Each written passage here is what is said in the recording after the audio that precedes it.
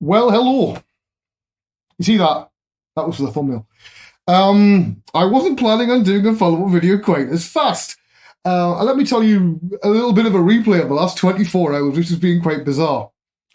So yesterday morning, I thought, I've got a bit of time. We'll do the idea of the video that I did yesterday, all right? Put a link up on Facebook, LinkedIn, on Twitter, and holy shit. Right. It's went a wee bit viral, right? At least for considering the 3D world. And it's taken on a bit of a life of its own. And what has really amazed me is the feedback from artists at all levels who are genuinely concerned about the effect that software and working environments is having on their health. So I'm going to go through some of the comments. I'm not going to be able to cover them all, right? There was absolutely loads. If you're really curious, go on the Twitter. The link will be down there in the YouTube thingy. Have a read through. There's a lot of people at all levels. I've got to go through this. I'll just get the iPad because, this is where normal people on YouTube would have little screen captures of the Twitter thing down there, but I'm too bloody lazy and it's a high wind at the current time. So if I look slightly disheveled, that's why. So, it started off fairly low-key. I'll read some of the names out and what people say, like Alex Jevon. And he's got, this is a real challenge and something that crops up in conversation a lot with fellow freelancers. Work-life balance is one thing, but switching out of careers is a tricky one. Okay, that's on that side of things. And probably the person who helped to popularize this more than anybody else, Henning Sanden, who you might know is behind Flip Normals. And he linked me and a few other people into his comments, and it just went whoosh like that. And he said, Wayne is a solid point I haven't thought about. It would be amazing if companies making 3D software could talk to 3D artists about how to make their software more ergonomic. Wrist issues and pain is a huge problem in the industry. Yes, it is. One point I want to make about this is while software companies, until yesterday, could have said, well, we didn't know this was a problem. Genie's out of the bottle now, lads. So you might want to look at some of this stuff, and I will be contacting certain companies. I would urge you to do the same, to try and get some movement on this. It's in everybody's interest for artists to have longer careers. That means they rent out more software for longer.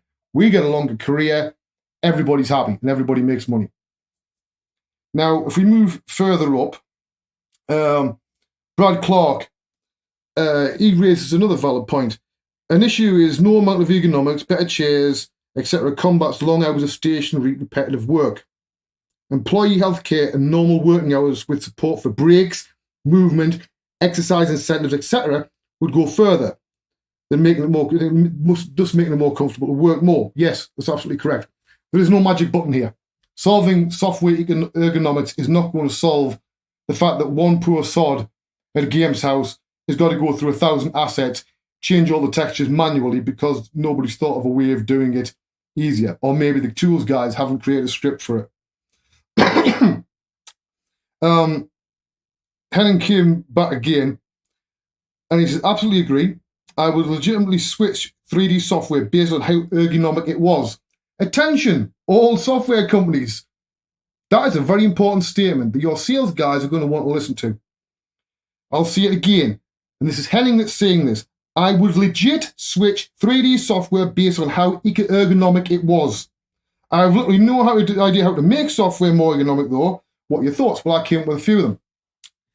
It should be possible to set away a batch process on anything, on any mesh, any material, simple things that you're always going to have to do. Maybe it's changing all the textures from one directory to another. Maybe it's you have a modified stack. I'm working from Max here because I mostly use Max these days. And you want to copy that onto all the other bits of geometry. You might have thousands, things like that. But again, Henry makes a good point. Without a doubt, the software can't fix it, but it can help.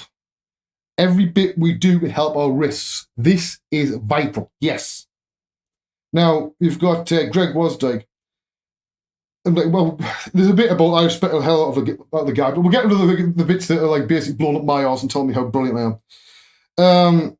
Basically, it was down to the fact that my introductions to Mudbox and ZBrush got into 3D in the first place, and I brought up a lot of points about the long-term physical damage this career can inflict, and it's frankly stuff that scares the hell out of me. It scares the hell out of a lot of people. Like Mike Roth, I'm going to follow this very closely. Yeah, I think quite a few people are. Of course, Kyle popped up and didn't know that I knew Henning. I'm like, well, I know quite a lot of people after 27 years in the 3D industry. And Brad came back again. He says, I know many friends that have had to leave the industry because of this early on. And he had pain and wrist issues for years when he was younger until he focused on strength and flexibility, work and self-care to make sure it didn't become a problem. Yeah, there are ways around this. I was an incredibly stupid person that tried to think I could work through it and that pure willpower was going to make it all go away. It doesn't. I will be doing a video at some point of ways to help yourself both setting up a financial future if you still have a set of working hands, and also how to minimize the damage to your hands, right? Ethan Hansen.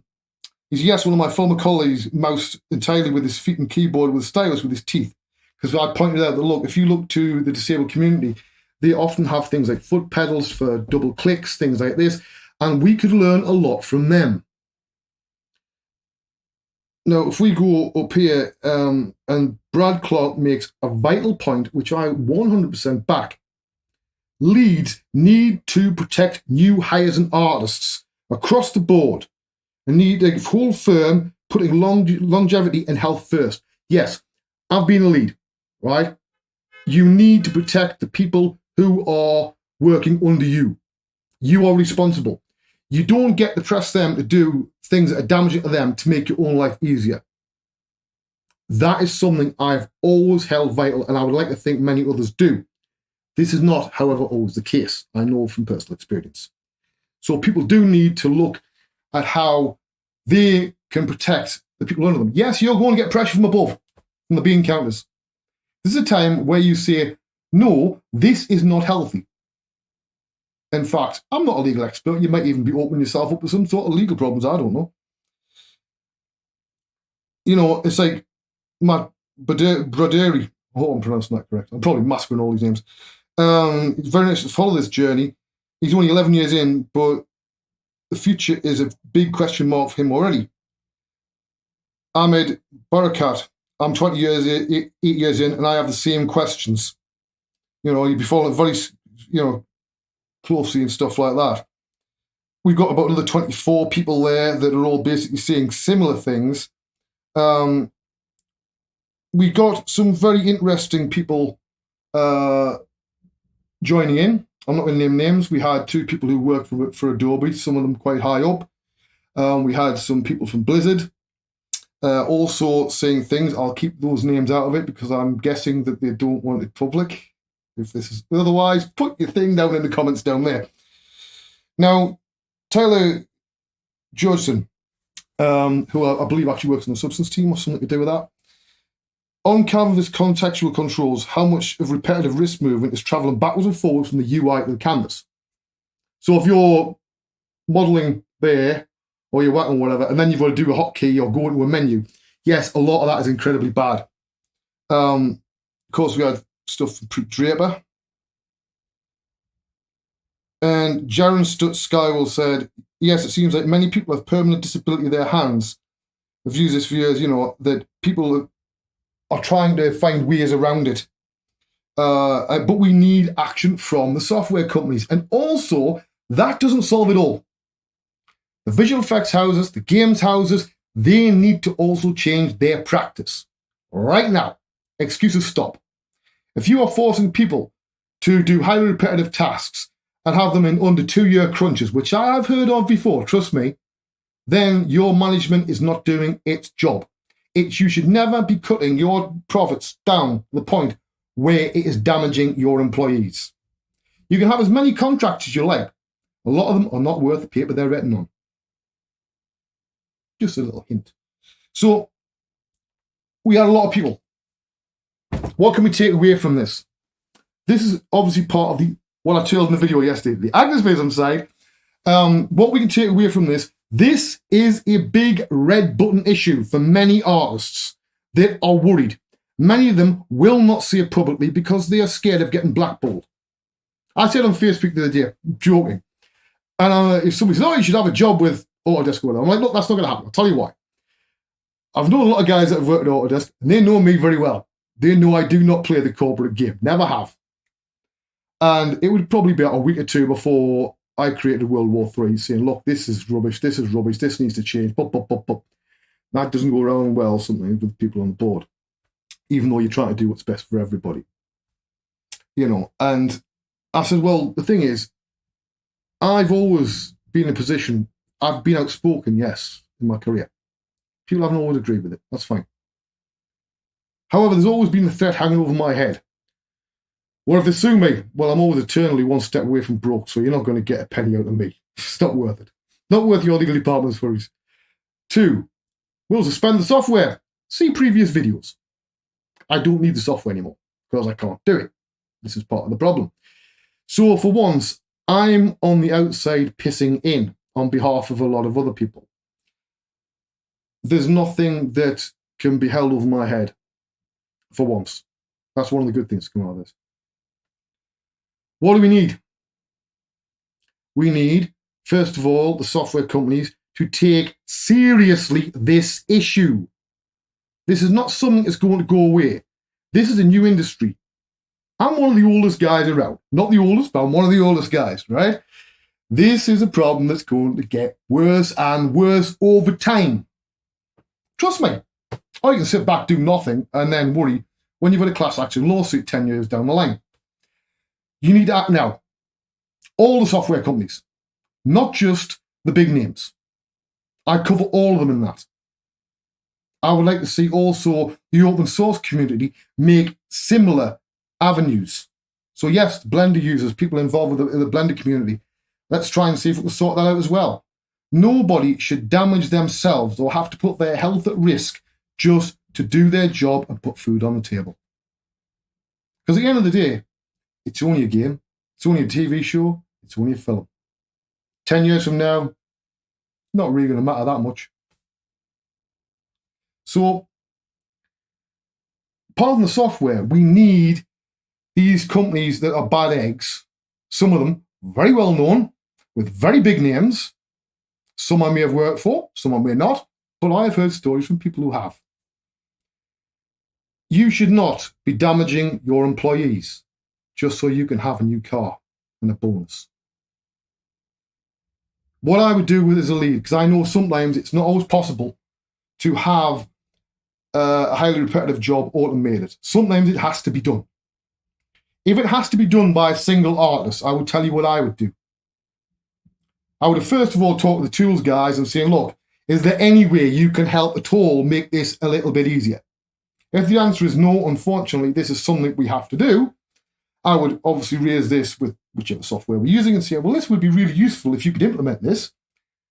I would then make sure that whoever this poor bastard was had enough time to do it, plenty of breaks, no extra pressure on them, and as soon as they finish, they either have some time off or they get stuck on a very easy project for a while, right? And anybody who's required to do something that will physically damage them should not be getting paid the same as some guy over there who's clicking the mouse once every hour. Now, that might be slightly more controversial, what I've just said there. We need to have a solution. It needs to come from all sides. It does not need to just be the software. We can't blame the Foundry, Autodesk, Maxon, the Blender community, and the Foundry. We can't just say it's all their fault. It's not. Is it a contributing factor? Yes, it is. Is it the only thing that can solve it? No. It needs to be a multi-part. It needs to be a pincer movement. And what you also need is these large companies who have a lot of power, when they send their E&E guys around to try to encourage healthy work practices. That's something they can do. That's a responsible thing they can do that costs them no money. I used to know a lot of E&E guys, and I think that's something that a lot of them would feel really comfortable doing. You might not have known that this problem existed, but you sure as hell are going to. You can pretend these videos don't exist. You can pretend some of the biggest artists in the field and people that are right up high up in companies don't know about it. But eventually, you're going to see more and more people with very similar problems. So surely it makes more sense to sort this out right now. Now you know about it. Yeah, I know things can't change overnight. I know it works. I know there's things like funding and convincing people in different departments. And why do we need to do this? Well, as I say, otherwise you're going to be looking at some, potential legal advice. I'm not a lawyer, but I would assume you'd be looking at a class action lawsuit further down the line.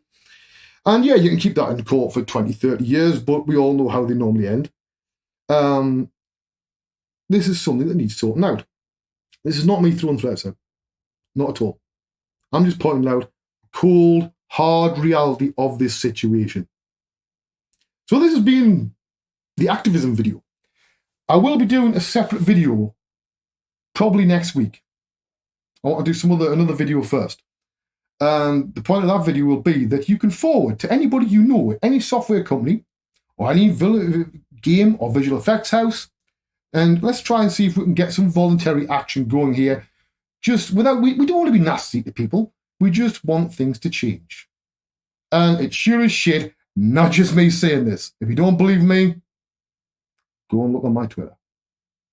I'm Wayne Robson. This is Life After 3D. Episode 2, 1.5? I don't know. I would like to apologise as well for the crappy lighting today because it's very stormy and windy out there. You probably can't hear the wind on the microphone, or you won't by the time I've processed the audio. So this is a bit last minute. It's a bit later in the day than I would normally do, and I really couldn't be bothered to get the 2 big lights from downstairs and find 2 extension leads to put them in here. But I feel it's the message that's more important. So there you go. I've said my piece. I would encourage you all, keep commenting on stuff on here, on Facebook, wherever. Just trying to get the word out there, because the more people that know about this in positions of power, the more they realise this is a problem that concerns us. Nobody, and I repeat, nobody should either lose their job or end up being blackballed because they want to protect their health. I don't think that's asking too much, is it? I'm Wayne Robson. See you next time. Bye-bye.